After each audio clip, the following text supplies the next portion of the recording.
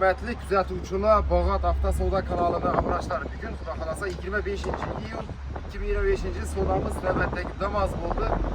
2022 yil ishlab chiqarilgan Damasimizni 79 million so'mga Bağat Asatık ağabeyleri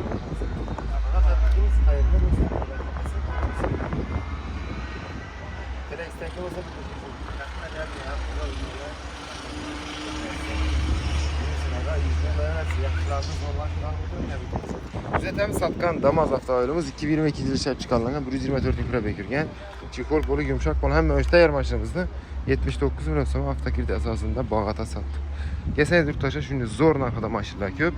Kredit, barter, naqd pul asosida gelib mashinalarimizni xarid qilaverasiz. Sizlardan shuni sotadigan mashinalar bo'lsa tavsiya qilamiz.